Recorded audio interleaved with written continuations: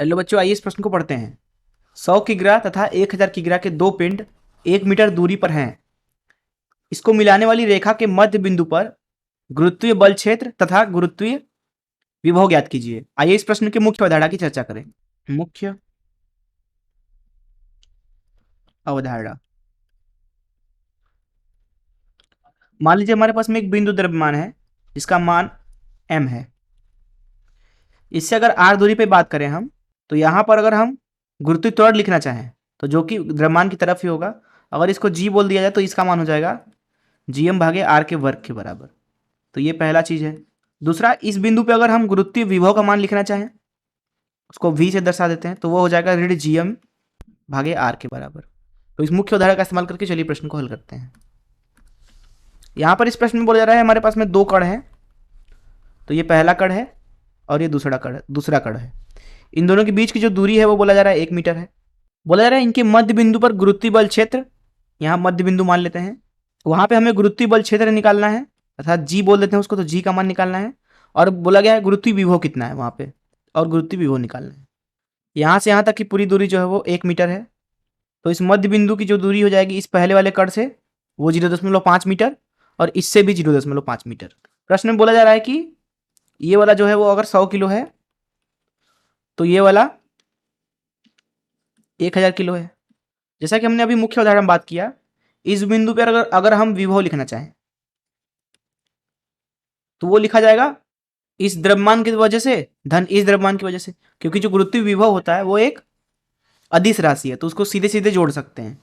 मान लीजिए कि इस 100 किलो की वजह से जो यहाँ पे विभव है मध्य बिंदु पे वो V1 है, और इस 1000 किलो की वजह से जो विभव है वो V2 है। इस अवस्था में V का मान लिखा जाएगा V1 धन V2।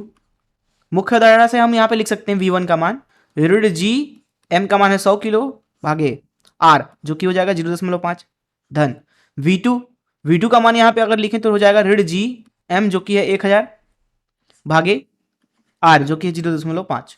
इसका मान मिल रहा है आपको ऋण G गुणे 200 ऋण G गुणे 2000, अर्थात यहां से आपको मिलेगा ऋण G गुणे 2200।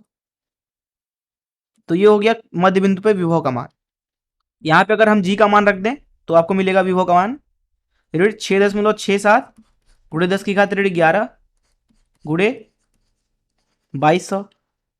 इसकी गणना करते हैं तो आपको V का मान मिलता है, अर्थात विभव का मान मध्य बिंदु पर 14,674, यहाँ आगे ऋण लगाएंगे गुणे 10 की घात ऋण 11, अर्थात आपको विभव का मान मिल रहा है ऋण 1.4674 गुणे 10 की घात ऋण 7, और इसका मात्रक हो जाएगा जूल प्रति केजी। तो ये तो हो गया विभव मध्य बिंदु पे। अब हम गुरुत्वीय त्वरण के बारे में बात करते हैं। तो ये मान लीजिए प्रथम द्रव्यमान है, ये दूसरा वाला द्रव्यमान है, दोनों के बीच की दूरी 1 मीटर है, और यहाँ पे हमें गुरुत्वीय त्वरण बता रहा है। ये 100 किलो, ये 1000 किलो।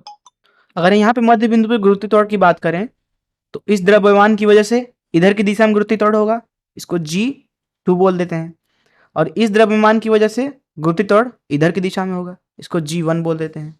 जो यहाँ पे G2 होगा वो ज्यादा होगा G1 से। इसका कारण यह है क्योंकि ये द्रव्यमान ज्यादा है, ये 1000 किलो है और ये 100 किलो है। अगर यहाँ पे हम G1 का मान लिखना चाहें तो वो हो जाएगा G गुणे 100 भागे R जो कि है 0.5, तो इसका वर्ग, और G1 लिखना चाहें यहाँ पे तो हो जाएगा G गुणे 1000 भागे 0.5 का वर्ग। तो यहाँ पे जो कुल गुरुत्वीय त्वरण होगा वो इस दिशा में होगा, उसको G बोल देते हैं। तो G का मान यहाँ पे सीधे सीधे लिखा जा सकता है G2 ऋण G1। अब यहाँ पे G1 को थोड़ा और हल कर देते हैं तो ये मिल जाएगा 400G, वहीं G2 मिलेगा आपको 4000G। इसलिए यहाँ पे G का मान लिखा जाएगा G2 जो कि है 4000G ऋण G1 जो कि है 400G। ये बराबर हो जाएगा 3600 गुणे G का मान हो जाएगा 6.67 गुणे 10 की घात ऋण 11। तो जब इनका मान हम यहाँ पे डालकर हल करते हैं इसको, तो G का मान मिलेगा आपको 24,012 गुणे 10 की घात ऋण 11, अथवा यहाँ से G का मान लिख सकते हैं 2.4012 गुणे 10 की घात ऋण 60 मीटर प्रति सेकेंड का वर्ग। तो इस तरीके से हमने इस प्रश्न को हल कर लिया। मैं आशा करता हूँ कि आपको इस प्रश्न का हल जरूर समझ में आया होगा। धन्यवाद।